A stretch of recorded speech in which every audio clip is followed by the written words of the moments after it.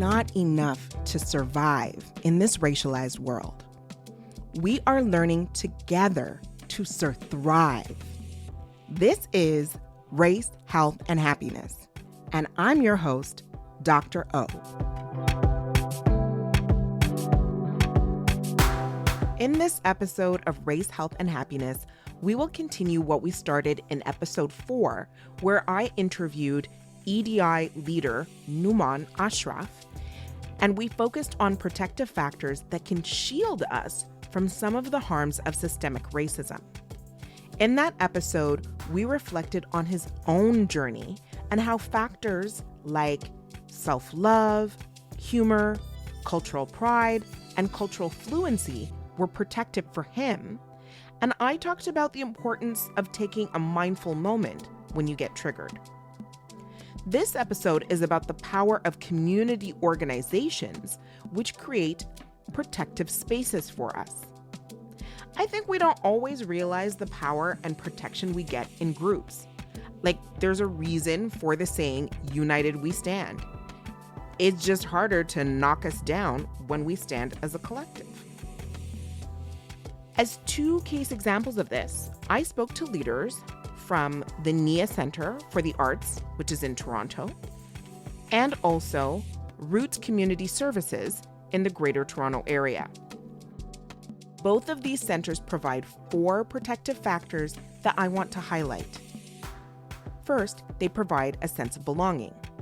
Second, they foster a sense of joy. Third, they empower their members. And fourth, they cultivate collective self-determination. All are antidotes to the poison of systemic racism and other structural forms of discrimination. I'm going to guide you through the journeys of their organizations, the challenges they face, and the programs they offer, and of course, the success stories of survival.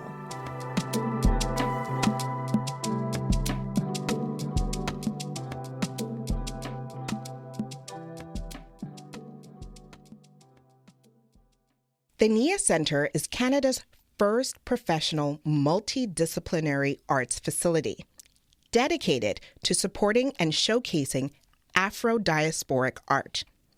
Currently, the centre is redeveloping their space, which is located in Toronto, into a renewed professional arts centre.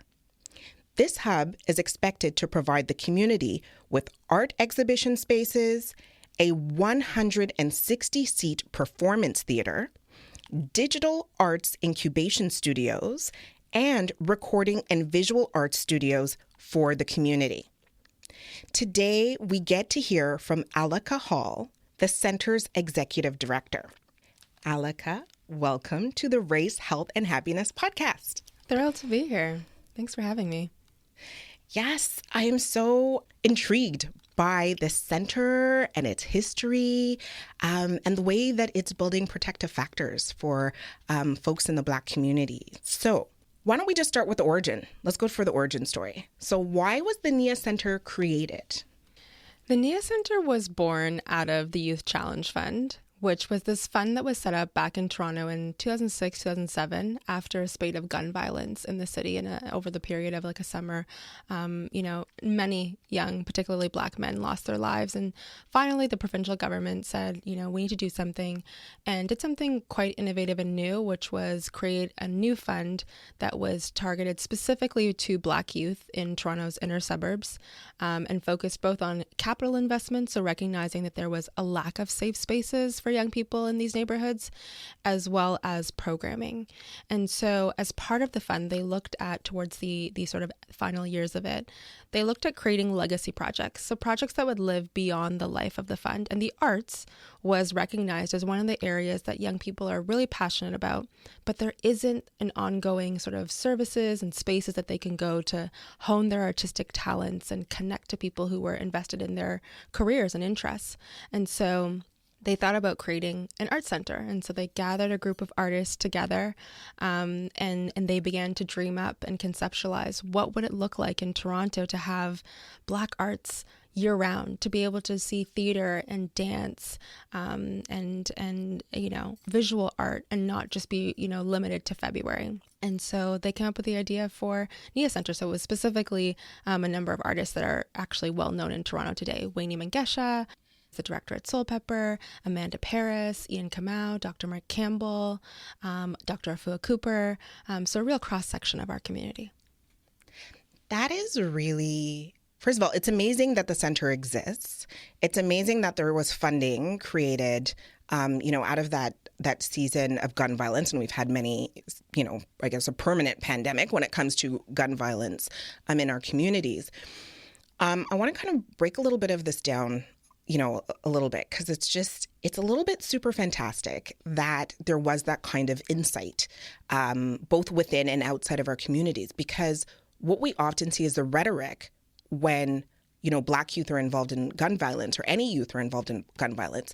People are not seeing, the anti-Black racism, the systemic neglect, the hopelessness, and sometimes depression that some of these youth are experiencing, and their need to, belong, and how that drives, them towards, either gun violence or gangs or that type of thing. Mm-hmm. So often the gut reaction that we see, at least on the media, is like, oh, we need more laws. We need to lock people. We need more prisons. We need, more punitive approaches. So I'm just wondering, in the community and the leaders, the artistic leaders at that time, although, I know you weren't at that table at that time, but from what you understand of the history, how did they, make that linkage in their minds and their hearts around, gun violence and prevention, and thinking about the need for an art center for Black youth? Where does that come?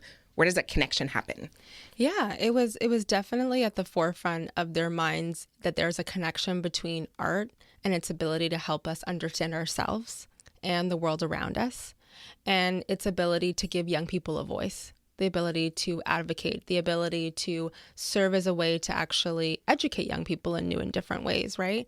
And give them a platform to speak about the things that are most challenging in their lives and in their communities in a way that galvanizes and mobilizes other young people, right? We know that art brings them together, that, the rappers in our community are also griots. They're leaders. They're talking about the ailments and the challenges that they see in our communities. So why wouldn't we harness that energy and that creativity and that ability to mobilize others to in a way that actually supports our community and highlights those issues? Pause.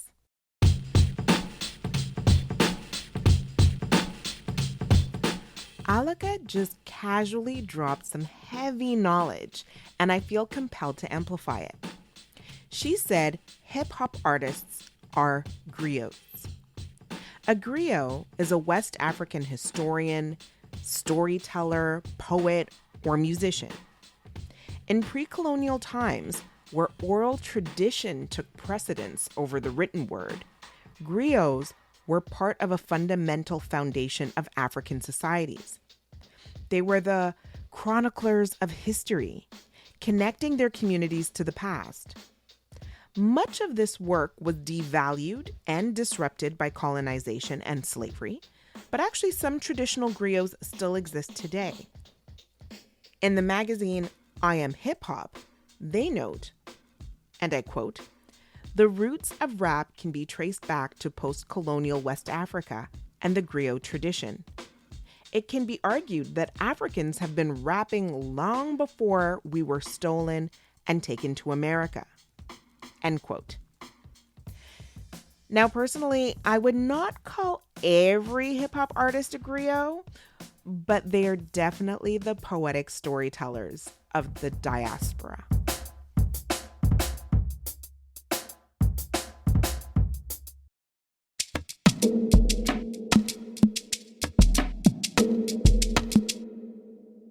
The rappers in our community are also griots. They're leaders. They're talking about the ailments and the challenges that they see in our communities. So why wouldn't we harness that energy and that creativity and that ability to mobilize others to in a way that actually supports our community and highlights those issues? And I actually was lucky enough to be there. I had recently graduated from university, and my first job right out of school was at the Youth Challenge Fund, because I had started my own youth leadership program when I was in school. So that sort of made me eligible to be an intern. And my first day of work, actually, it was like 6:00. And my boss at the time, Nation Chung, came in and said, can you stay at this meeting and take minutes? And I was like, oh, okay. I was going to go take the train home. Little did I know that like all of our meetings happened, because it was young people. So all of our meetings happened like after work at between like 6 and 8, but I would learn. And the meeting was, those artists coming together. It was Amanda, it was Ian, it was Mark, and, coming together to be young, starting to think about what a Black Arts Center would look like in the city. And for them, it was important that, this was a youth-led initiative born out of the Youth Challenge Fund, obviously, but it was also intergenerational. It was important that it was, reflective of our community and not just serving one neighborhood, but really trying to be of service to the city more broadly, recognizing the gaps in the ability for artists to find this and use this kind of space. It was important that it was multidisciplinary, so that it crossed different artistic disciplines. Again, recognizing the kind of need that exists and talent in our community. We have amazing writers and folks who are into theater and dance, but, there's a number of organizations that function at a discipline level, but this was really imagined to sort of bring multiple disciplines together. And also that the center ideally be holistic, right? That it would be able to house, showcases, but also co-working space. They were already thinking about that. That artists would be able to create in the space, that it would bring and invite community members together. There'd be a kitchen and an archive and a library. So they were really thinking about a holistic place where, people could find different kinds of resources within the center. So, and really for them, that got at some of the underpinnings of gun violence, right? The sense of desperation and not really having a clear purpose, and, being lured into a lifestyle because you weren't supported by community. You weren't seeing yourself reflected in an education system. You weren't, seeing yourself being built up and adults pouring into you and saying, yes, you can do this. Pursue your dreams. What are your dreams? Tell us about them. And so really that's sort of, the origin story of the center. That is so cool. And I didn't know that you were there like at the beginning and as an intern. So you saw from a seed, and then now, as director, seeing the seeds of that labor sprout and flower. That's very, very cool. Yeah, I feel and it really seems very honored. destined, actually. You know what I mean? Like, it's like you probably didn't know that at that time you were going to become director. You went to take notes, right? But that's really, really, inspiring. Yeah, I feel really honored to be able to sort of see it see the center through this particular moment. And for me, just, personally and professionally, it just feels like a full circle moment. So I feel really honored every day to be part of creating this legacy that so many folks, conceptualized and watered and thought about, and to be able to bring those ideas into reality is a huge privilege.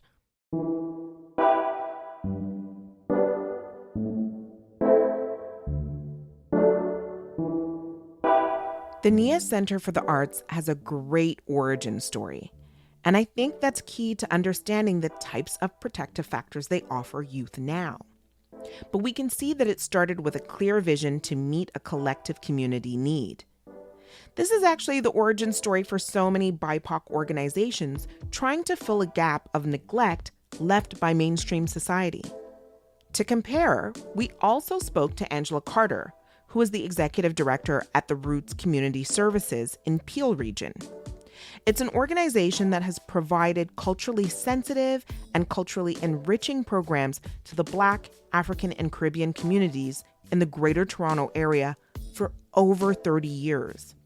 The organization provides programs and services that reduce social inequities and focus on strengthening Black families and individuals of all ages.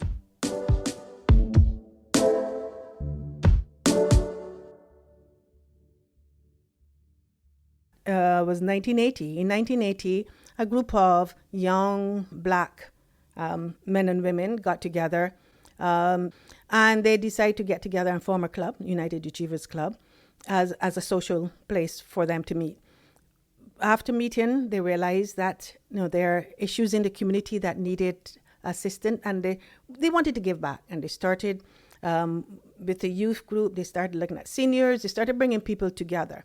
And around the mid-'80s, they started with one scholarship for youth.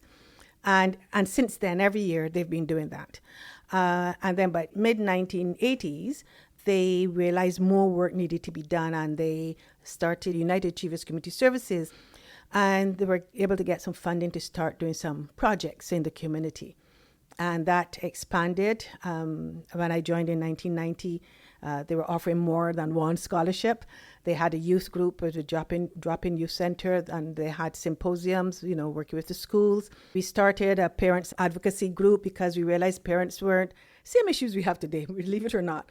The parents weren't able to navigate the school system, coming from a place like the Caribbean or Africa even, where it's much different, where you send your child to school, the school took care of your child while the child was there, not here. Parents weren't accustomed to being at work and being called from the school to say, hey, come and pick up your child because. And that was a major concern. So we started that advocacy group. We started a mentoring program that called Shaping the Future.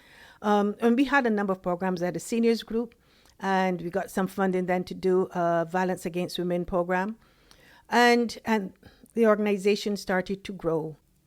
However, in 2019, the name was changed to Roots Community Services, more reflecting what we're about, to really focus on Black, African, and Caribbean communities. Okay, so now we've learned the origin stories of two organizations that we're trying to meet a need. But before we can dive into the success stories, I really think we need to talk about the challenges that these organizations face. Why? Because as I sit here telling you to look for organizations that can provide you with protective factors, you also need to realize that those same organizations are experiencing barriers related to systemic racism.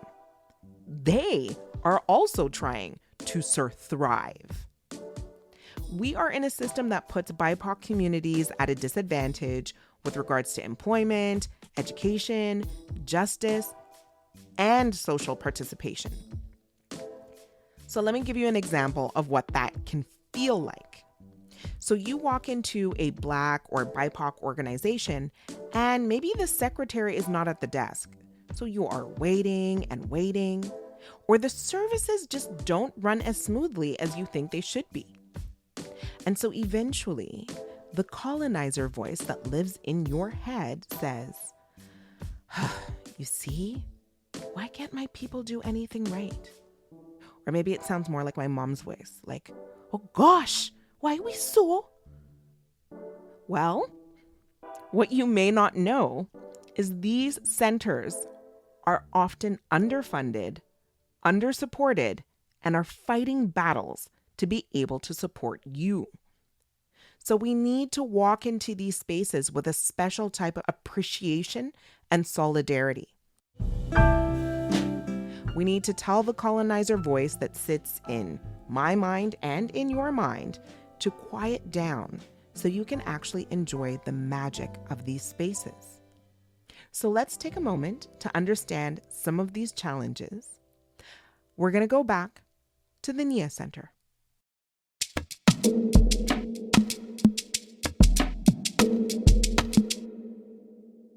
So this is really, the center it's the first of its kind in Canada. It's really history in the making. And I can't, although you were there for those initial meetings, the fact that the center is expanding and about to receive funding to, become an even larger, more comprehensive center is no small feat, I would imagine, because I read the annual report in the from the first year. And I know that the vision, and it's still the vision, but I thought it was really cool, like a vision for supporting youth in developing healthy identities. So it's such a broad vision, but it includes on there artistically, politically, spiritually, emotionally, and in the pursuit of healthy life choices. So having people who are like really civically engaged, community engaged, as you said, and who, propagate these positive messages. Usually in our communities, when we have a vision like that, there's a lot of resistance to that because that kind of work is very powerful. And so I would imagine, but I don't know, you can let me know, were there experiences of resistance, or was this just a beautiful thing? There was a couple years of funding flowed, and now we are where we are. Let me know which, or maybe it's a combination of the two. It's kind of a combination of both, I would say, because I think what the initial seed funding from the Youth Challenge Fund did was enable the organization to test new ideas and to initiate programs and to put out statements like that without having to worry about what their funders thought. Or to conform to ideas of what, Black youth should be focused on or what these programs should do. But I think what's, still broken is, the ways in which Black artistic traditions are undervalued. And so what we've seen now that we've, moved or expanded our services from, just serving youth to also thinking about supporting artists who are working within Black artistic traditions, whether that's hip hop, spoken word, etc., that we buck up against a funding system that doesn't value those traditions in the same way that it values classical white traditions like opera and ballet, which are, very well funded in this country. Pause.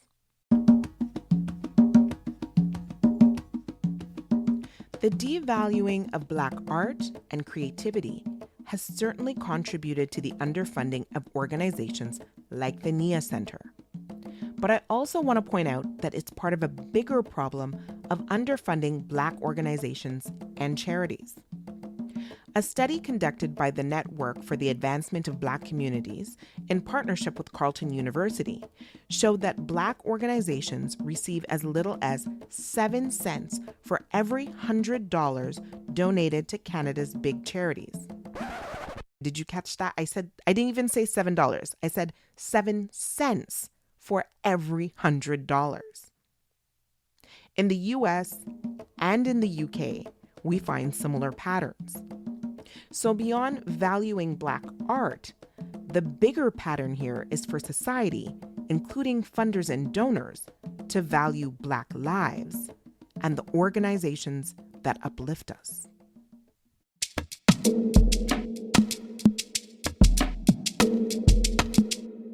For us, having to prove the value and the power of Black art has been challenging, as, folks are like, oh yeah, you can apply to the same programs and you can mobilize the same kinds of resources. And it's like, no, we can't. That's why, you don't see our work in our national museums. You don't see our work in, public galleries, in private galleries even, right? They're not buying work. They're not investing in the work of Black artists. I know you've had writers on this program. Same thing, right? We go to our bookshelves and we're not seeing our stories published and supported. And so that's where the tension, exists, to this day, is us having to advocate to different levels of government to say, you support the arts, that's great, but you don't support Black artists and your funding institutions don't support Black artists. And that's because fundamentally they don't believe that this art is powerful.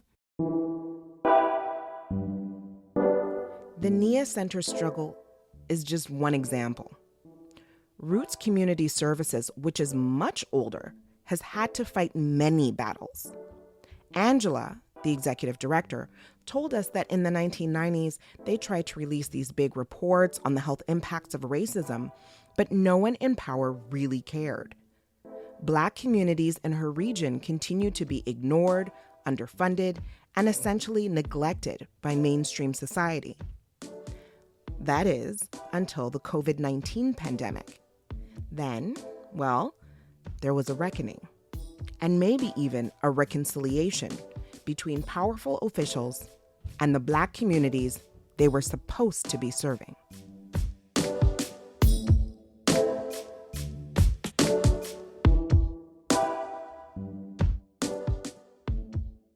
During the COVID-19 pandemic, we know, and everybody knows now, that the Black African and Caribbean communities were one of those areas, the communities that were adversely affected by the pandemic. And this was realized very early.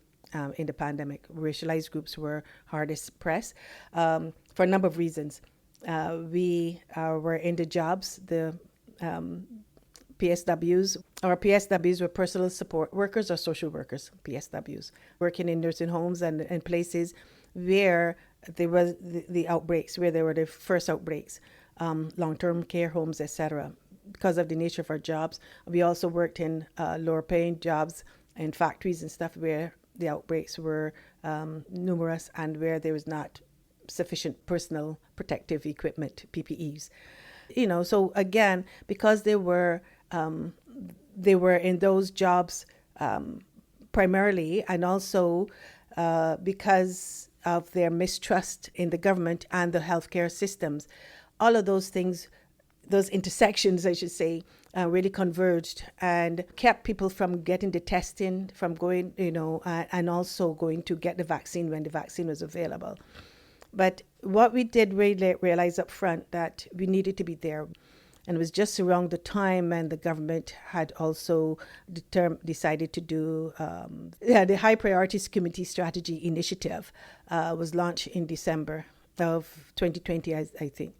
And the government chose 17 agencies to what they call lead agencies to go in and work with the various communities.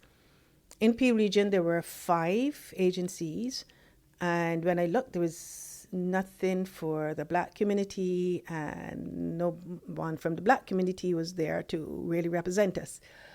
And so we went forward and said, did you forget us again?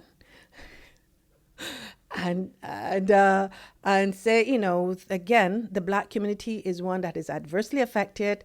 There's nothing in here that shows that they are going to be looked after. We need to make sure that our Black communities are have the benefits and are able to take advantage of all of these various programs you have. So our organization was pulled in to do that work. And when it came to the vaccination, we hosted vaccination centers. Again, we had to talk to the leaders to let them know, because they wanted to say, we're going to bring one for the Black community and we're going to have it in 7 days and we're going to put it over there. No, you can't bring something in 7 days from now and expect the community is going to come. You're setting yourself up for failure, right? We said you can't do that. We need to work with the community. You need to give business. There's a lot of mistrust born of decades of inequality, of poor service. It's not going to change in 7 days. So they listened. I must say they listened. Yes, they listened because they didn't know what else to do. One person, remember in a meeting, one person just said, so how can we get past this mistrust? What do you need to do? Like it's something that can happen in a day. He said, look, you need time, you need patience, and you need to build trust with the community, which is going to take decades, as well as, it took decades to get here. It's going to take decades, centuries actually, to get to. However, we need to start now. If we start and build that and we work together, we will see some movement. And the clinics were successful. And we let people know, we are not forcing you. You could come, sit in a chair, talk to a doctor, and you still don't feel comfortable, you can get up and leave without having that vaccination. And, it's okay. It is okay. We are still here for you. So we let people know we are there. It was that we were providing you with the information for you to make the informed decisions, but we are not forcing you to make that decision. And that went a long way. And, we still do that now. So we've held a number of clinics since then, a lot of mobile clinics. We work with Peel Public Health in their fixed clinics as well. So we have been doing a lot of work. What has come out of this, though, the region of Peel and Peel Public Health accepted and realized building that trust with community is very important. And since then we've had, we have weekly meetings with the Peel Public Health and a strategy group and an action planning group to look at building that trust, building those relationships with the community. And what we have done, and right now, so now we're looking at whole health. We have including vaccines as part of it, not just focusing now on vaccines, but including vaccines as part of the of that whole health. And we had a wellness fair just 2 weeks ago in Brampton, a community wellness fair for the Black African and Caribbean community, which was really well received. We had about 300 members come out, and we had a number of service providers, about 28, I think, that came that were there to provide that information. And we know that one of the big issues that also came out during this pandemic, which we always talk about the two pandemics of the George Floyd killing, that really spurred or opened the eyes of many people. They couldn't afford to not face it. They had nothing else to do because we're in lockdown. So they couldn't turn a blind eye anymore.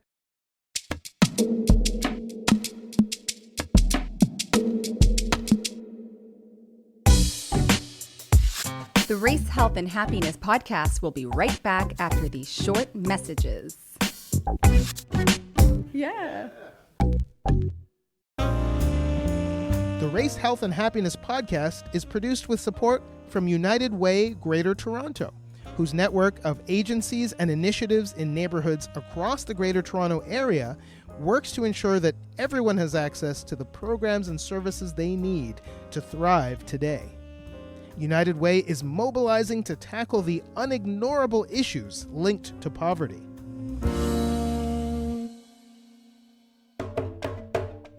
I hope you're enjoying this episode so far, and there's more to come. This podcast is made possible by our sponsors and partners, but we need your help too. We have set up a Patreon account, and the funds go towards supporting our students, specifically Black journalism students who work very hard on this podcast, and we make it a point to pay them. The link is patreon.com/RaceHealth&Happy, and you can also find it in the show notes. And check us out on Twitter, Instagram, or LinkedIn. Our handle is @RaceHealth&Happy.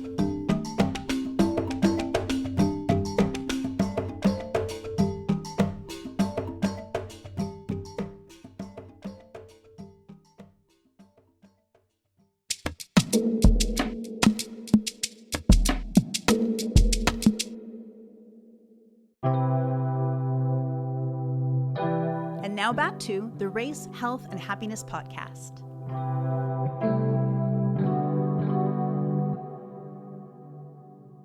The Nia Center and the Roots Community Services are examples of centers that harness 4 key protective factors. Number 1, they provide a sense of belonging. BIPOC people are often pushed to the margins and can be made to feel that they don't belong in so many ways. This is a form of stress. Having a sense of belonging helps to counteract that. Number 2, they empower people. Systemic racism can remove our sense of agency and control. That can often make us feel powerless. The feeling of powerlessness is actually terrible for your health. So organizations like theirs push against that. Number 3 is my favorite. They curate joy. Meditation expert Deepak Chopra says, joy is happiness for no reason. And I agree. It is endorphins and laughter and connection, and is a potent antidote to the disconnection and suffering caused by racism. Joy is how we resist oppression, and it's a sign of survival. Number 4, they focus on collective self-determination. Yes, okay, I know it's a fancy set of academic words, but it really means they fight for the rights of the people, making sure we set our own agenda. Change happens through collective action, and these organizations are uplifting communities.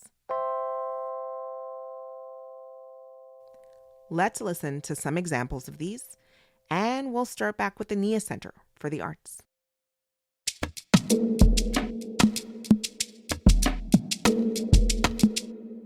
That challenge that you describe of not valuing. So people like to say Black Lives Matter. It's a slogan now, as opposed to like understanding the roots of, that activism and resistance. But it's like that includes valuing, what we have to say and our art and our history and essentially who we are. And I think a lot of organizations plaster things on their, on their pages without really walking that talk, right?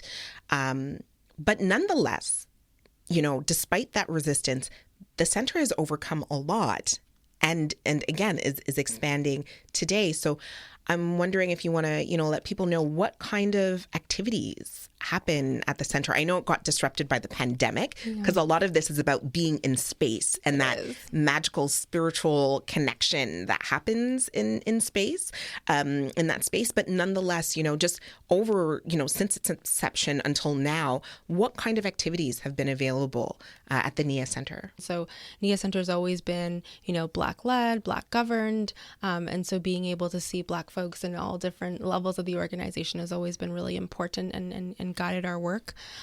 We've done programs that support young people to like creative writing programs. We've done like master classes with Lawrence Hill. We've done exhibitions and showcases so they get that experience of performing and sharing their work with a broader community. We've done regular visual arts exhibitions.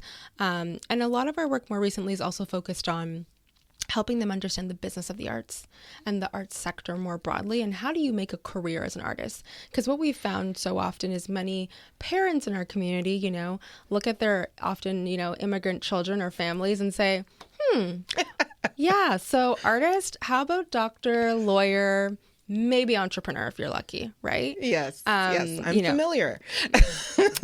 So a lot of our work focused on helping them understand the educational pathways, the career pathways, and then even for those who had started to work as artists and decided, yes, this is what I want to do, making sure that they understand the funding that's available to them, how to secure that funding, how to talk about your work as a Black artist, knowing that other people who are assessing it around the table might not understand it, might not understand the history and the canon. And so, making them, providing them with more supports to be able to navigate the sector is really key. In there, I'm hearing just so much about, a major protective factor, which is empowering youth, right? Like you're empowering them with this knowledge from which they can grow and navigate the racism really that they're going to encounter in the field. And I think that is huge. One of the things that I do wonder, and it's always hard to tell, like I see different organizations and I might see the website, but it's the intangibles sometimes, right? So I want to know if you can think back in the center, maybe pre-pandemic, but can you reflect on moments of joy? Because I find that joy, we're seeing it, especially Black joy, #Black joy, we're seeing that really recognized as something that even within our communities we took for granted, but often is an antidote when we're thinking about systemic racism or anti-Black racism. It's having those moments. Or maybe it's even longer than moments, these seasons of joy. Can you remember times in the center where you felt like that was bubbling there or bubbling for a young person? Yeah, I mean, I think that this space, as you saying, being together in a space is really magical. And I just think of so many events. At the end of the event, we would always have to be like, okay, folks, it's 8:30 now. It's 9 o'clock now. Like, we got to get out of here. You ain't got to go home. You ain't got to go home, but you need to come out. But at the same time, there's just so much, people are making connections. Like we used to hold these events called Mentor Match. We would have young people come in. We would have, 5 or 6 artists or folks who are working in creative sectors, and they'd have, an opportunity to network. And so we'd set them up in different rooms and everyone go around and move around the room and meet each other. And it always starts, folks are really shy. It's really quiet. We have to go in and say, okay, what are you guys talking about? But by the end of the night, everyone is in the same room. Conversation is buzzing. Someone has, brought someone from one room to the other because they realized, oh, you're really interested in this. Oh, you need to connect with this person. And by the end of the night, we're having to be like, okay, folks, time to leave. But there's just so much enthusiasm and excitement. And at the end of it, there's always a group of young people. Thank you so much. Thank you so much for putting this on. I'm so excited to connect with so-and-so. They're doing exactly what I want to do in life. And I just know I'm going to learn so much from them. Thank you. And we just always feel so full every time, we do an event, because it's just palpable. The like excitement, the sense of affirmation, the sense of connection. It's hard to choose one event, but many of them, at the end of the night are just about young people feeling this sense of purpose, that they've chosen the arts and that there are other people, there's a community around them that is affirming that choice. I love that. And even bringing it to purpose, right? I think that is the piece that sometimes is so important. I talk about like converting pain to purpose. Like sometimes we might be experiencing that pain. Like you said, people need to feel affirmed because they might be in spaces where they feel othered, where they don't feel supported. But having that affirmation also helps them to recognize their own purpose. So that is also really powerful. I'm curious also about the center and if or how it fosters a sense of like within the collective, right? Because there's the individual, but the collective, like a sense of either liberation or self-determination, but collectively, as a group of Black artists. So the reason I ask that is, again, like I really enjoyed that annual report. And in it, there's a really great quote from the Trinidadian British activist Claudia Jones. And so what's in the report and what she had said is a people's art is the genesis of their freedom. And so do you feel like through the work that the NIA Center is doing or the individual work of those who, all come together, is there, as those seeds were planted, that you were there for in the initial meetings, do you feel like this is leading towards a sense of Black liberation or collective self-determination for change? It's a great question. I think we're going there. I don't think we're there yet. I think the space really makes a difference, right? Like knowing that you can go somewhere and consistently experience events, film screenings, discussions, art shows that reflect your own narrative and voice and a part of what might be your history or your family's history, I think it's going to be the game changer in terms of us feeling like our stories as told by us through, these artists that we're supporting is going to really affirm that it's possible, right? Like this is, sometimes people, I think for many Black people, they're just like, this space is so needed that they don't question it, but it's still very much a pilot, right? Like we haven't had this kind of space in the city or in the country. Even, looking at the US, there's not as many, historical museums, Black museums and galleries that have been around for a very long time. The Studio Museum, I think, is the oldest and it's 50 years old. Okay. So it's still very much a pilot, and I think it's still very much its ability to galvanize and bring the community together and provide that ongoing resource where people feel like, yes, we've created space to hold our own stories, and this is what's coming out of it, and this affirms and symbolizes my own story. I think is the possibility and the potential that the center holds. So I'm really excited about that, and I'm excited for Black people to feel like this is a destination. Like I want to go here on the weekend because this is happening, or I'm going to go here for this class, or I can't wait to see this artist come out with their show and they're going to be at the NIA Center in a month, I think that really creates a sense of belonging for people, and a belonging and a sense of a future that they're determining, right? That they'll be able to give input on what we're doing or the programs that we're offering. I think all of that contributes to that sense of liberation, and we're not there yet. We're close, but we're not there yet. I really love the fact that all of this was curated for community and creating that sense of safety and belonging. One thing that you said that surprised me that I didn't think about is also just the power of propagating that feeling and that message through art, right? So that's like going back to like the roots and thinking about gun violence, we know from a public health standpoint that when there's, a shooting, then usually it results in more shooting. It almost has like an infectious, component to it.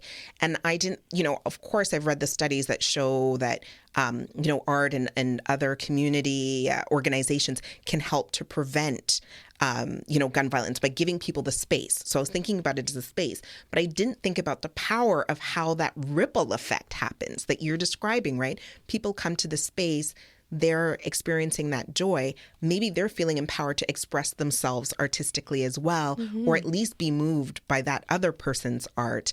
So I think that is incredibly, incredibly powerful and something that I really didn't think about. So I thank you for that gift, because I can just see it, like that ripple, like the pebble in the pond kind of thing. And I think there's the power too of art to help us process like feelings, right? Like sometimes you go and you listen to music, or you look at a painting and you feel something, and you're not always sure of what that feeling is or why it came, right? But it almost acts as a catalyst for you to process your feelings.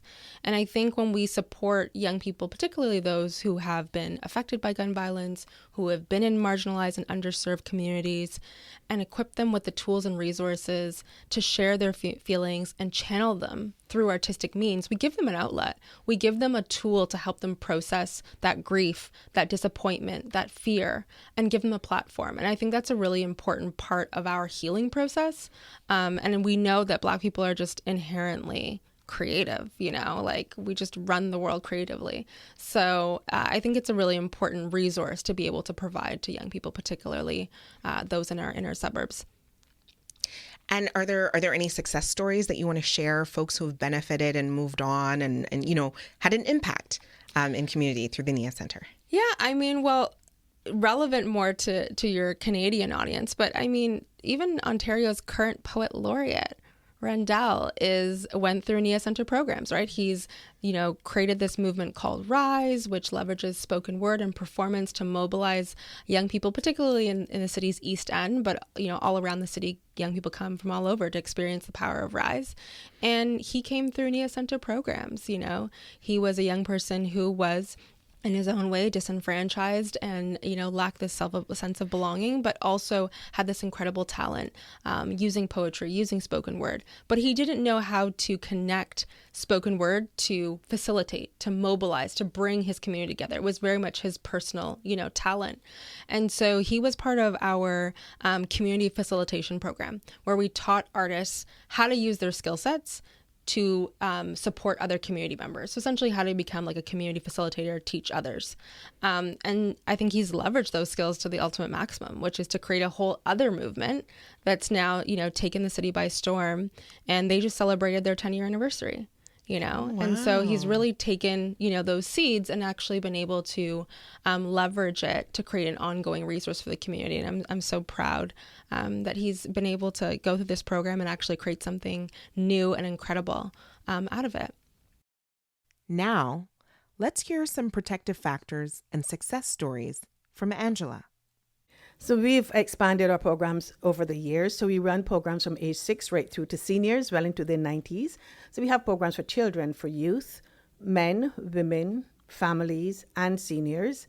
And we try to do we do it a breadth, we also do depth of programming. For instance, our children, starting at age 6, we start talking about cultural identity there. We start talking about their identities, getting them to love themselves, understand who they are, and loving themselves. Because we find when we were working with the youth, a lot of them don't love themselves. And when you don't love yourselves, you don't believe you have the skills, the confidence, anything to succeed. So we start that at cultural identity, but we do a lot on tutoring, not just homework. It's not a homework club, it's tutoring. And I use an example of a young girl. She came in one year in October, when we start our after-school program, struggling in math. And we did that one-on-one sessions with her. By March the next year, she was representing her school in a math program. She just needed to understand the concept. So we teach concepts. We try to make it real for them and not just go and do homework and say 1 and 1 equals 2 and don't try to explain why the whys. We'd like to do the whys as well as the hows. Angela is bringing up 2 very important protective factors we talked about in episode 4 with Nouman Ashraf. The need to love yourself and to have cultural pride. We really dive into this topic in that episode, so I recommend you check it out. This is another example of protective factors being curated at the community level. Many Black parents struggle to navigate and defend themselves and their children in a system that is so deeply biased and anti-Black. But there is power in our numbers when we work together. Some of our youth don't feel they belong. They just feel that no matter what they do, they are not going to make it. And how can we turn around youth like that way of thinking? Working with, have counselors that work with the youth that really help them to see that that they're not worthless, that they're worthy and of anything, and they can do it. And so we've had youth that have excelled in that way. We just got a report from a school for children who are not excelling as they should. And we had a youngster who came before the COVID, and he worked one-on-one with one of our tutors, and he graduated because they thought he wasn't going to. He graduated, and he's gone into a program that where I think in the trades, and he's excelling in that. So that's what we work for. We want to see youth take on and conquer what they want to achieve, right? We try to instill in them that they have their supports there for them anytime they need that support, that they have it within themselves to do well, that they don't need to look at others for to be appreciated, and that no matter what, they are good, they are worthy, and no one is inferior to them, neither are they superior to anyone. That's what we teach them. Don't think you're superior, but don't ever think you're inferior, right? So those are the things we try to instill in our children and our youth.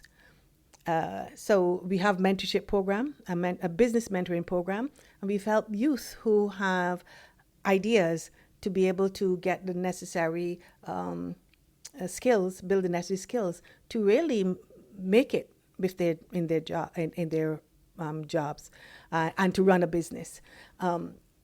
Previously, we had a youth arts mentoring program as well, and we have a success story from there is a twin who was doing DJing, and they went through a program where we were teaching DJs and stuff, and they have their own business. And yes, they go out and do, and so those are the things we take delight in. And when we see youth going on to college, I always remember a young girl, this is way before when we had a drop-in center, and she thought she wasn't good enough. She thought she was too black. She thought that she wasn't going to do well.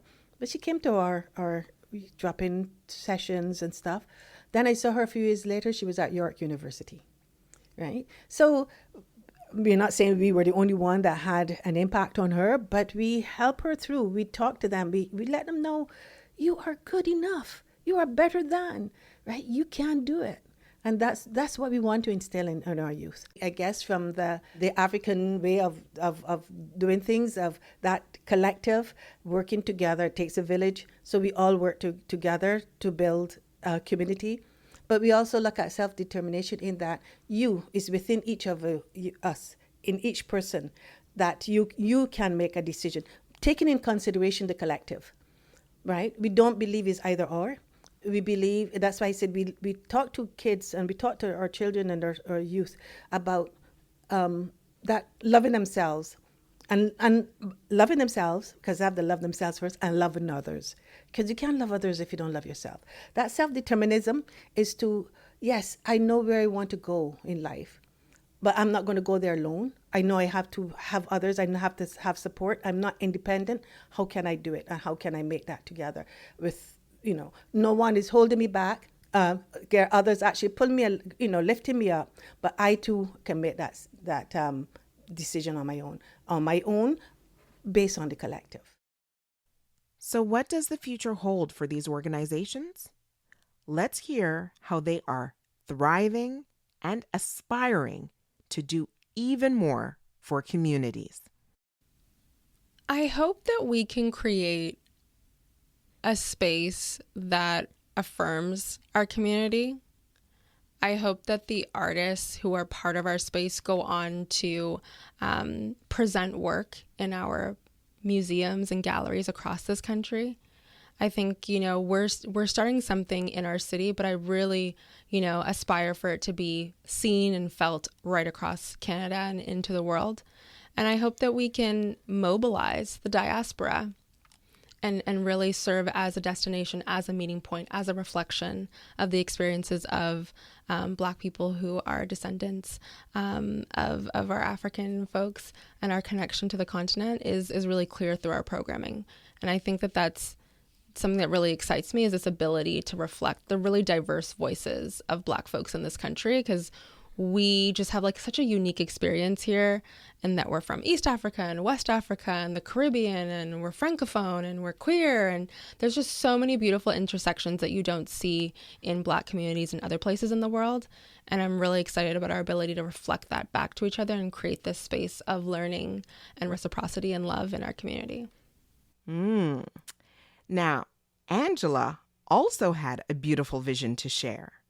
Plans for a Black Health Community Center in her region are underway. There are mainstream organizations that realize that things need to change, that systems need to be broken down, that for everyone to thrive, for everyone to really, for the society to be better, that we need to work together and to break down these barriers. We realize again, because we have a large population in Peel, we're underserved terribly. We live in the shadow of Toronto. So Peel as a region has been underserved as a region. And then being a Black African and Caribbean communities within that region, we're further underserved. And from a healthcare perspective, there are few family health teams, but they don't cater to the Black communities as such. Yes, they serve Black communities, but they're not Black-led or Black-focused in the way we are. And we said this is a prime time for us to look at something like that. Coming out of the COVID, seeing what has happened, this is, people's eyes are open, this is right. And we have the Ontario Health Central, actually, that is on side. They believe it, they see it, and they think that something should be done. So they've been working along with us, as well as the Black Health Alliance and everyone else we have that agree. So what we're looking at is not just a health center. We see a integrated health and social service center. We run a lot of, our programs are primarily social service. We are not a health center. We do a lot, ours is primarily, although we counsel and we have psychotherapists and we do that work, we are not a health center. But we see the need for it. And I use an example of a senior that's, wanted to see a doctor and a dentist and able to come to this center, make an appointment to see her doctor. The doctor refer her to a specialist because the specialist is on site. She can go. She doesn't have to wait for 6 months to get that specialist to see her. And, but she's there that day. And then there's a Caribbean restaurant there that she can get some food for lunch. And you know what? There's a seniors program this afternoon where they're doing some arts and craft, and they have a speaker coming in to talk about Alzheimer's. I'll go and sit in on that there for the next couple of hours and listen. Come to a center and get all of that there, right? They can come and feel at home. Music is there that is welcoming, that the African Caribbean beat. They have African Caribbean foods available. They have doctors and nurses and the pharmacy where people can answer questions that are pertain to them. So someone go up and say, oh, my diabetes has been acting up or somehow I've been feeling this way, and the person isn't going to come from a Eurocentric lens, but can speak from an African or Caribbean lens. That's what we want. I say it myself. We say it in our families. We say it when we're around our dinner table. We talk about these things within our communities. And when we get together as leaders, we talk about them. We know. But then we validate it with the person in the street, right? And we know that this is something that they will love to get.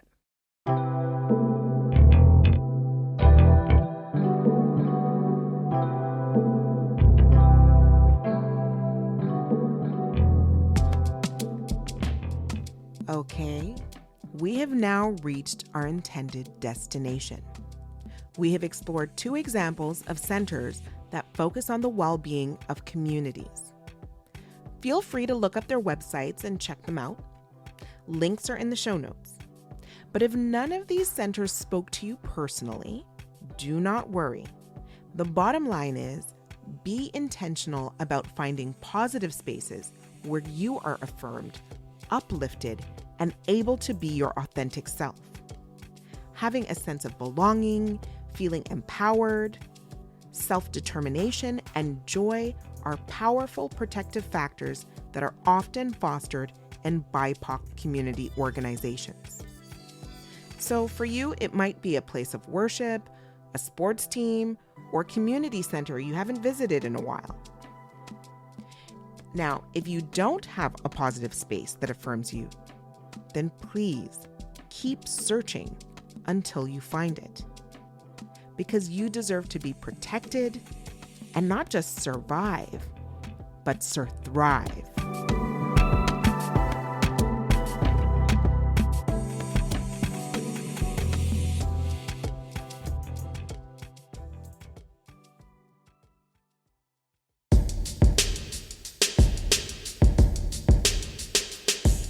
The Race, Health, and Happiness podcast was created by Dr. Onye, and she's our host. The show is produced, edited, and engineered by yours truly, Dr. Carl Cabasel. Our technical producer is Obadiah George. Our showrunner is Cam, and JL Joseph is associate producer. Promotions coordinator is Jordan Gibson. Social media coordinator is Efwa Mfojo. And Javiera Violeta Duran Quieres is our logistics coordinator. Awit Siem is our business manager, and Tamika E. Latibaudiere is our research consultant. Additional support from Latoya Powell, our special production consultant, and additional voice work by Darrell Carpentier. The RHH theme song is composed and performed by Gold Keys, and graphic design is by Veronica Ng. Do you have questions, feedback, ideas to share? We would love to hear from you. You can connect with us on Instagram and Twitter at RaceHealth&Happy, and check out the show notes for research that was referenced in this episode, as well as other bonus material. Our website is RaceHealth&Happiness.com. Thank you for listening to Race, Health, and Happiness, and please subscribe to us anywhere you get your favorite podcasts. I'm Dr. Carl Cabasel, and we'll talk with you soon.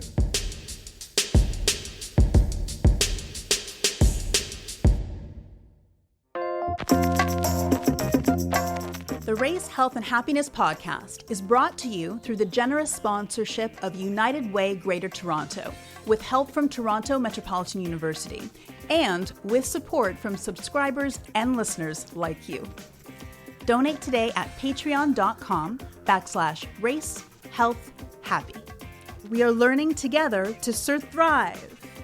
Thank you for your support.